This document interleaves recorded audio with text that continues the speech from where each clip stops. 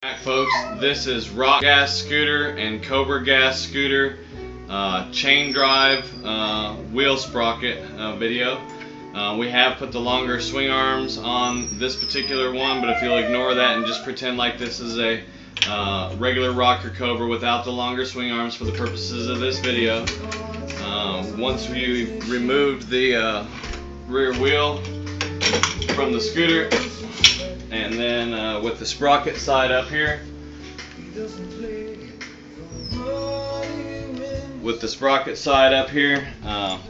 take your axle nut off and your wheel adjuster, and then take your valve stem cap off and take your valve stem out. Now when you take these valve stems out, sometimes there's a rubber O-ring and a little brass piece that you can lose or can get stuck in there and let all the air out of your tire if it's not already out. So I guess to make this a little easier, what we're going to do is go ahead and take off this side too to get the axle out of the way so we can use our special tool on this. Oh, went one step too far there.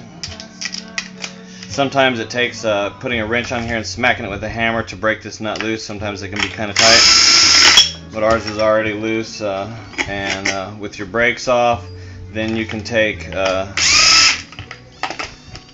I guess I'm going to need a 17 wrench, which I didn't prepare for. Since I don't see a 17 wrench handy, we'll just put an adjustable wrench on this side.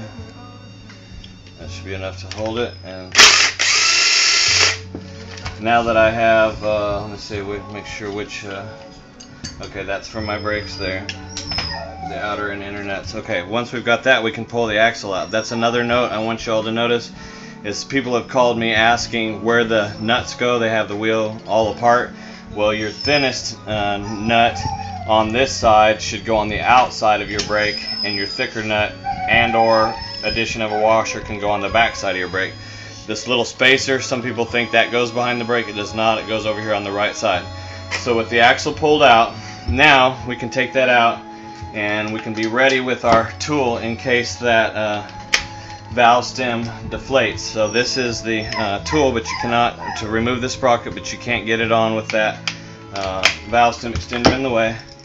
So we'll go ahead and take it out and hope we don't totally deflate our tire, which it does sound like it's stuck.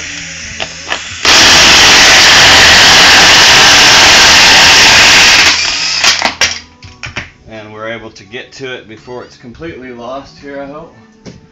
If I can find a pair of pliers.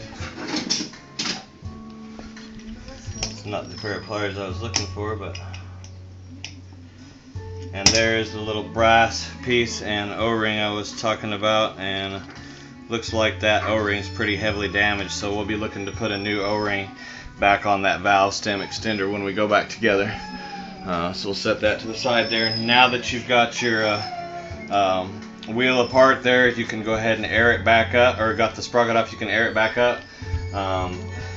When you go to change to chain drive, take these bolts out and mount your new chain drive sprocket to the back side, just like the plastic is. Sometimes these screws get damaged coming apart or going back together. For purposes of this video, we went ahead and prepared one. This is the Cobra or Rock gas scooter, same as commuter and Nuke gearing. So we've already mounted that with some nice cap head heavy duty bolts, flat nuts, and then lock nuts, so it's really very well secure there.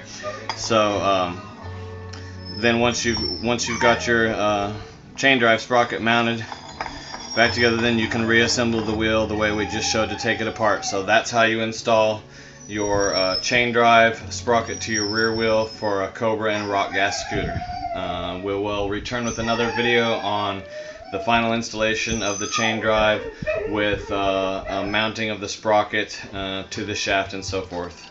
Again, thanks for watching. All these parts are available at SCOOTR COM or by calling 256-468-2761. Thank you.